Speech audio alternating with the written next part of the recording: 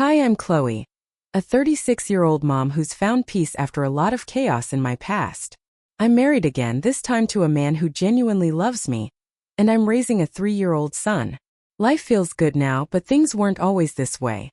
I used to be a bartender at a high-end bar where the city's politicians, executives, and business moguls liked to spend their evenings. It wasn't glamorous work, but I had a knack for it and made good money, especially since my friend had helped me land that job. I'd done other bartending gigs before, but this one felt different. It was there I met Adam, a government official, who would later become my ex-husband. When we met, I was around 30, feeling like it was time to settle down. Adam seemed perfect, smart, successful, and charming. He told me all the right things, especially when I asked about his thoughts on marriage. "You're really cute, totally my type," he said one night, completely smitten. The flattery worked, I was hooked. I didn't care that he was a bureaucrat, it was the way he looked at me that made me feel special. He said things like, "I'd never do anything to make a beautiful woman like you sad," and I believed him. Looking back, I wish I hadn't. Our marriage lasted just 2 years, but those first couple of months were the happiest I'd felt in a long time. Adam seemed like the perfect husband, always smiling when he came home despite his demanding job. But as the months went on, those smiles faded. He became distant, and it wasn't long before I realized that his so-called work events were often just an excuse to flirt with other women. First, I thought I was imagining things. I'd offer him a hot bath when he came home late, hoping he'd feel the love and care I was offering. But then one evening after one of those networking events, he told me, "Stop worrying about me. Just be thankful you're living a good life because of me." I had no idea what was happening. I couldn't wrap my head around it. But after 6 months of trying to hold things together, I began to realize the truth. Adam wasn't interested in being a husband anymore. He was too busy entertaining his work friends. Then there was my younger sister, Jessica. She and I were always like night and day. We didn't look alike, and our personalities couldn't have been more different. Jessica had always been the type to want what I had. I remember when we were kids, she begged my mom to buy her the same beads and hair accessories I had. When that didn't work, she'd just take them from my room.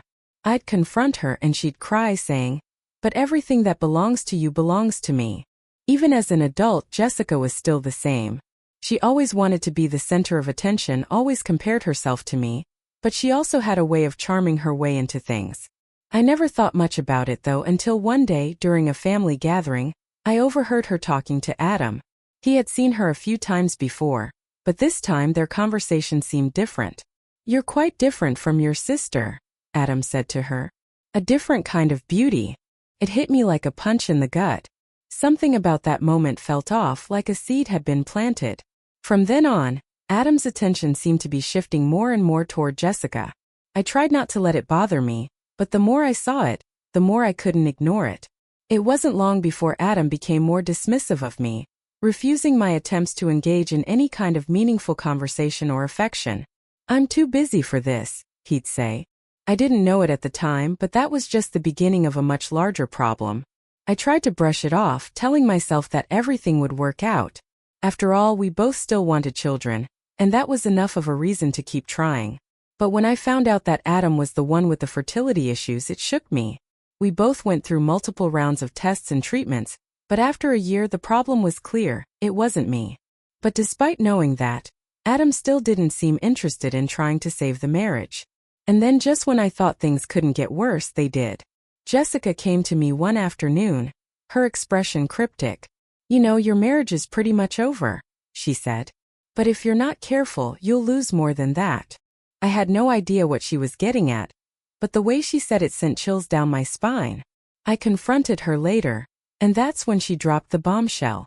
"Don't tell me you don't know," she said, a malicious smile on her face. "I've been seeing Adam." I was blindsided. I didn't even know how to process it. Jessica, my own sister, had been sleeping with my husband behind my back. It was one of the hardest things I've ever had to hear, and I didn't know what hurt more, Adam's betrayal or Jessica's. When I confronted Adam, I was prepared for a fight, but instead he just shrugged. "What if I am? What's it to you?" he said, almost dismissively. "You were never going to make me happy anyway." In that moment I knew it was over. I filed for divorce the next day. I was done with him and I was done with Jessica. I cut off all communication with her through email and made it clear that I never wanted to speak to either of them again. But life has a funny way of throwing curveballs. Just a month after the divorce, I got an unexpected message from a former colleague from my finance days. We hadn't spoken in a while, but we'd stayed in touch through social media. And one night, we decided to grab drinks and catch up. That's when I met Ethan. After my divorce from Adam, I wasn't really looking for anything new. Honestly, I needed time to heal, to figure out who I was again. But life has a funny way of surprising you when you least expect it. I had always kept in touch with a few people from my past career in finance, and one of them, Kate, reached out to me a few months after my divorce. Kate and I had worked together a while ago, and although we weren't super close, we'd exchanged the occasional message over social media. She was the kind of person who always had a positive outlook on life, always talking about her latest investments, the new projects she was working on. She was fun to be around, always upbeat. And when she suggested that we meet up for drinks, I agreed, mostly for the company. That night, we spent hours talking, laughing about old times, and chatting about everything that had happened in our lives since we'd last seen each other. When she learned about my messy divorce, Kate was sympathetic but also lighthearted about it, joking, "Well, at least you're free, right?" I appreciated her perspective. But what really threw me was when she mentioned a friend she wanted me to meet. "Chloe, I think you'll really like Ethan," she said, taking a sip of her drink. "He's a great guy. Very grounded, and he's been making some really smart moves in investments." I wasn't sure how I felt about meeting anyone new, but Kate insisted. Ethan, it turned out, was someone she had met through work. He was an office worker who had become a successful investor. He wasn't someone you'd expect to be in that world, but he'd made some savvy choices with stocks and real estate. He was a quiet investor, she said. His portfolio had grown steadily over the years and now he was pretty well off. I agreed to meet him, but I didn't expect much. A lot of people had tried to set me up with potential matches in the past, but none of them ever seemed right. Still, I kept an open mind. When I met Ethan, I wasn't expecting fireworks. He wasn't flashy, he didn't make a big entrance. But there was something refreshing about him. He wasn't trying to impress me. He was just himself. He had a quiet confidence, and I could see that he wasn't like most of the men I'd met before. He wasn't interested in playing games or trying to prove anything. He was just straightforward. He was easy to talk to and we hit it off almost immediately. We chatted about everything, from finance to family to how we both felt about settling down. His thoughts on relationships and family were surprisingly mature for someone who didn't come from a background like mine. It was clear that he wasn't caught up in the status game that so many people in my past were obsessed with. After a couple of dates, I found myself thinking about him more than I'd expected. Ethan wasn't just a rebound. He was someone who made me feel seen. For the first time in a long time, I felt like I could let my guard down. A few months into our relationship, we started talking about getting married. The timing was a little unexpected, but it felt right. I wasn't just falling for him because he was kind, or because he made me feel good. I was falling for him because he was the kind of man I could build a life with. He was stable, patient, and had a warmth about him that made me feel safe. I remember the day he proposed. We were sitting on the couch at my apartment, having one of those quiet evenings where you just talk about life. Out of nowhere, he looked at me, took a deep breath and said, "Chloe, I know this is fast, but I want to marry you. I want to spend my life with you. I'll be here for you and our family." I was stunned, but in the best possible way. "Ethan, are you sure? I'm already divorced, I have a kid. Are you sure this is what you want?" "I've never been more sure of anything in my life," he said, smiling at me. "I want to build a life with you. All of it. The mess, the joy, the whole thing." We got married just 6 months after we started dating. It was quick, but I had no doubts. This wasn't like my first marriage. With Adam, everything had been rushed, too fast, too perfect on the outside but falling apart behind the scenes. With Ethan, it was different. Everything felt slow and steady, like we were both in this together, not rushing, not forcing it. A few weeks before the wedding, I found out I was pregnant. First, we were both shocked. We hadn't planned on it happening so soon, but Ethan's reaction was perfect. He was thrilled. We both were. The pregnancy was a surprise, but it was a happy one. I had always wanted a child, and now with Ethan it felt like this was the right time. We decided to get married before the baby arrived. It felt like the right thing to do, to make it official before we started this new chapter as a family. I was nervous, sure, but I was also excited. As our wedding day approached, I realized how much I had healed since my divorce. I had forgiven myself for the mistakes I'd made with Adam, and I'd let go of the anger. I'd found someone who loved me not in spite of my past, but because of everything I had gone through. Ethan saw me for who I was now, not the person I had been when I was with Adam, not the bartender or the ex-wife, but the woman I had become after all the heartbreak and struggle. But of course, just when things were starting to feel perfect, fate threw me one more curveball. It happened right around the holidays.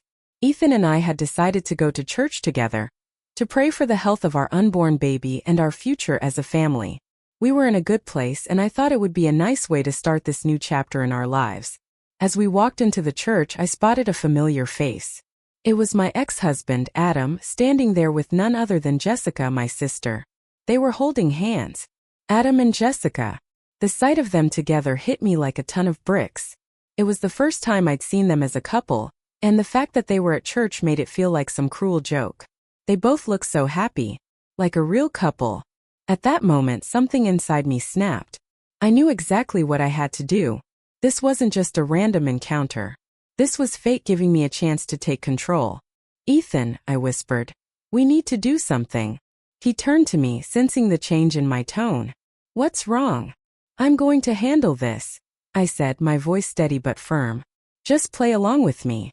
I could see the confusion on his face, but he trusted me. He nodded. As we walked up to Adam and Jessica, I couldn't help but feel a surge of emotion. This was my chance, not just for closure but for a little bit of justice. We pretended not to notice them at first, but as we approached, I could see the shock in their eyes. Neither of them expected to see me, especially not with Ethan at my side. "Wow," I said, feigning surprise. "What a coincidence. It's been ages." Jessica's face tightened, her expression twisting into something unreadable. Adam, on the other hand, seemed genuinely caught off guard, like he hadn't expected me to show up at all. We exchanged pleasantries, but I could see the tension between us. Jessica was clearly uncomfortable, and Adam seemed like he didn't know what to say. "Well," I said, smiling sweetly, "I have to admit, I'm surprised to see you two here together. I didn't think Adam would be the church-going type, especially after everything that happened." Jessica shot me a look, but I ignored it. Ethan, playing along perfectly, added, "Yeah, but it's nice to see people finding happiness. That's what life's about, right? Not about titles or appearances." At that moment, Jessica's face fell. She was losing control of the narrative, and I could see it. "Felt good. No, it felt right. By the way," Ethan continued, "I hope you two don't mind, but I wanted to introduce you to our little one." He placed his hand gently on my belly. "This baby is my child. Chloe and I are starting our life together. We're getting married, and we're going to raise this baby with all the love we can give." The look on Adam and Jessica's faces was priceless, and as much as I wanted to savor the moment, I couldn't help but feel a bit of pity for them. The reality of their struggle, their failure to have a child despite all their privilege, suddenly felt like a cosmic kind of justice. The best part? They still didn't know that the baby was mine and Ethan's, not Adam's. It was perfect. A small victory, but one I knew I'd been waiting for. After that strange and unsettling encounter at church, I felt a weight lifting off my shoulders. For the first time in years, I had taken control of the narrative.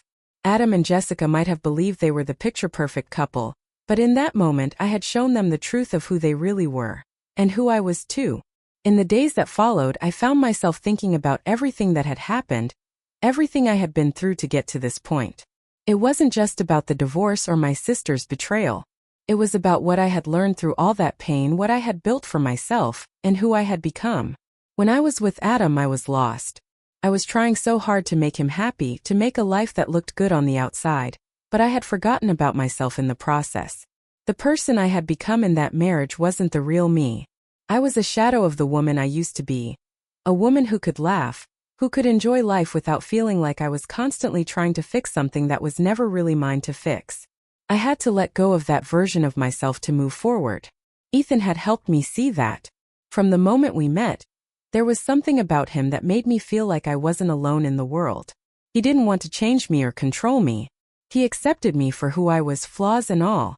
And now, as I carried our child, I felt a sense of peace that I hadn't known in years. I never expected to find happiness again after the mess with Adam and Jessica. I never imagined that I'd be here, sitting on the couch with Ethan, feeling so safe and loved. But life has a way of surprising you when you least expect it.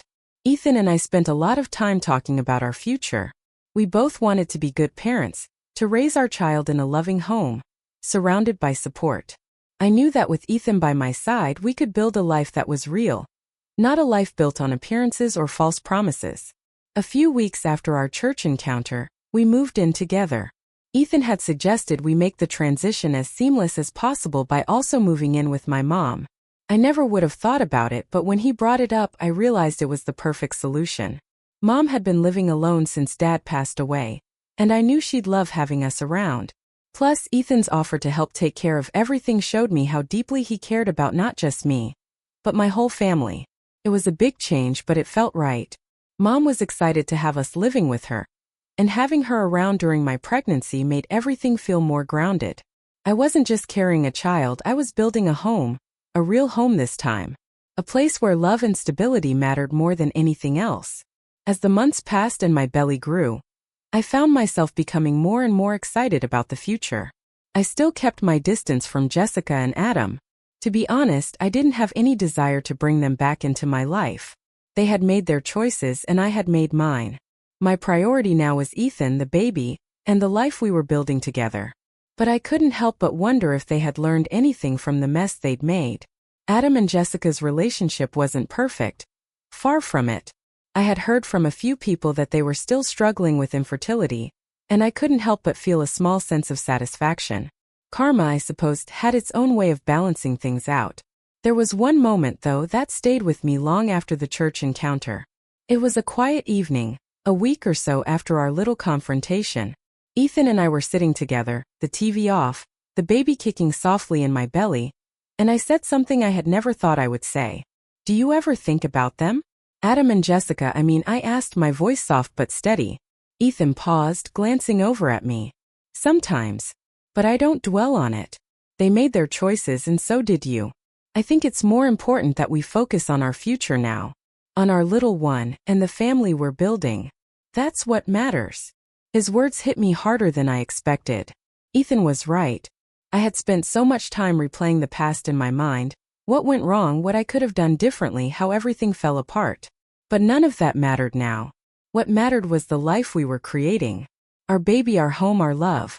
And that's when I realized something important. I had let go. I had let go of the pain, the betrayal, the anger. I had forgiven myself, and in doing so, I had found peace. I didn't need to get revenge on Adam and Jessica anymore. Life had a way of balancing things out on its own. They had made their choices and I had made mine. It wasn't about them anymore. It was about me, Ethan, and our future. The more I thought about it, the clearer it became. I wasn't just rebuilding my life.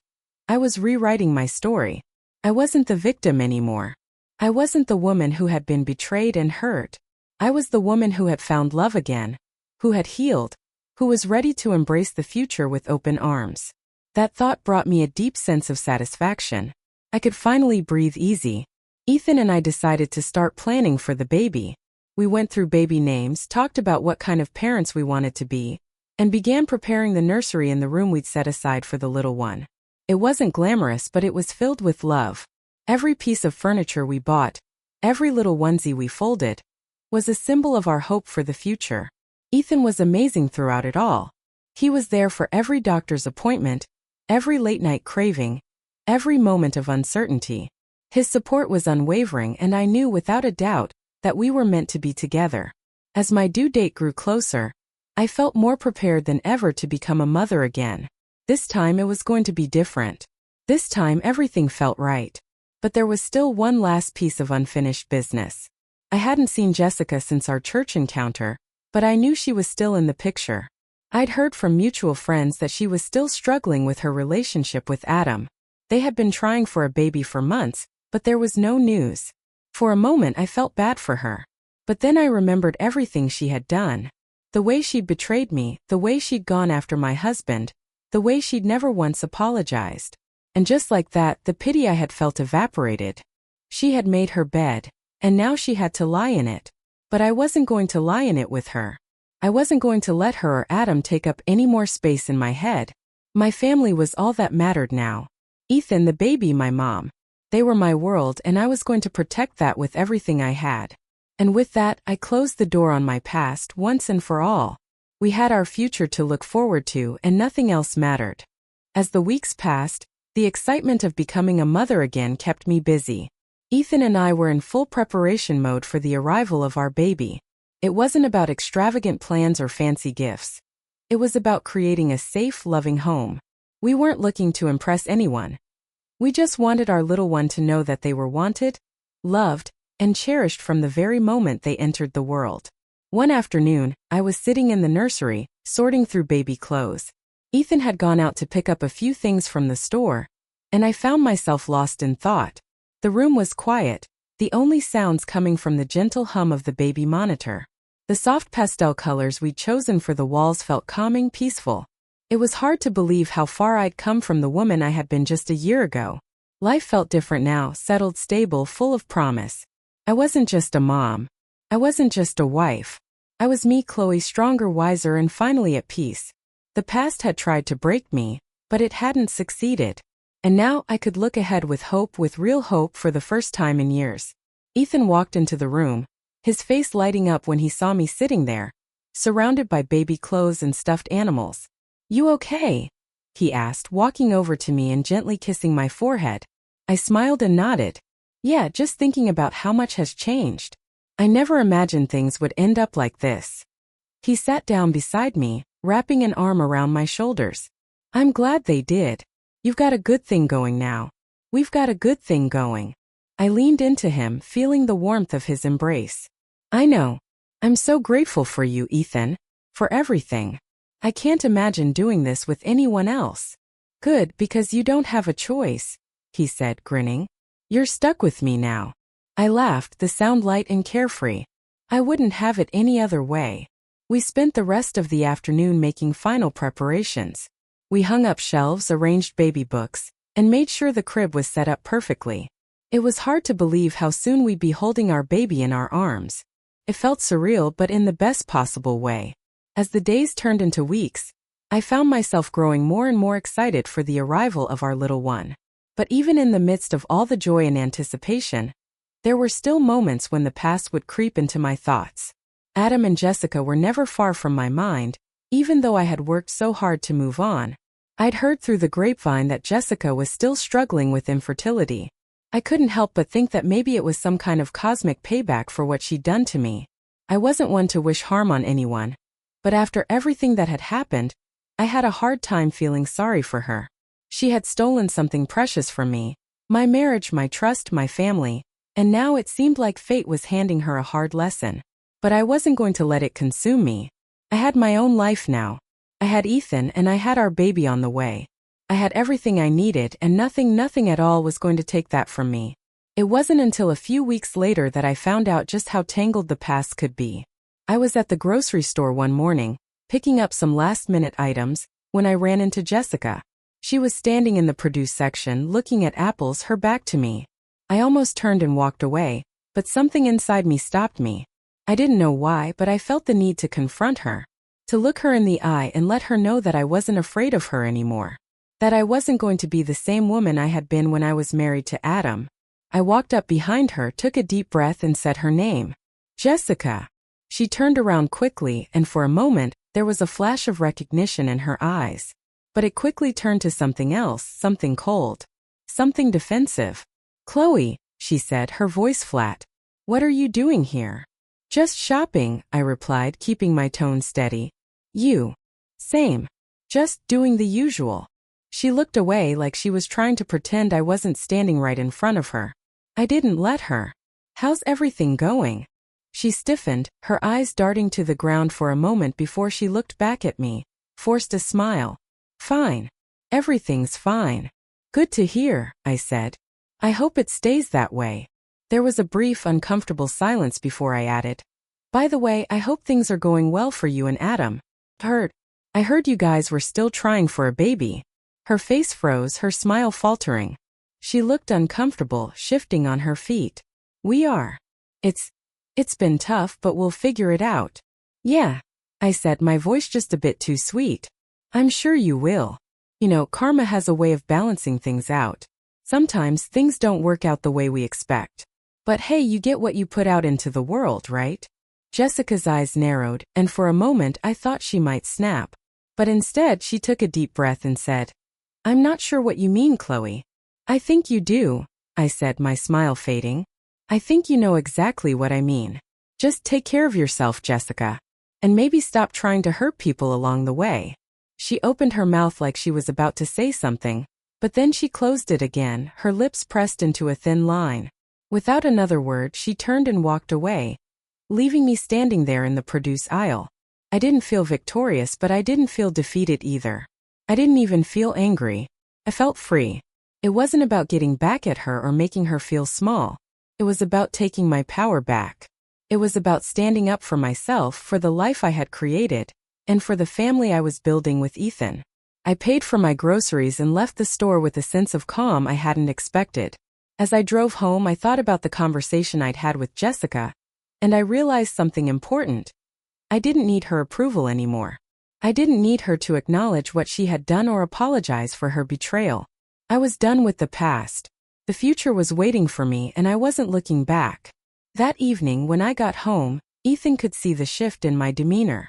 He looked at me with a questioning gaze, and I just smiled, shaking my head. I ran into Jessica, I said, my voice calm. We talked. Ethan raised an eyebrow. And nothing. I just told her the truth. That I'm done with her. Done with all of it. Ethan pulled me into his arms and kissed my forehead. You're amazing, you know that? I smiled. I think I'm finally starting to believe it.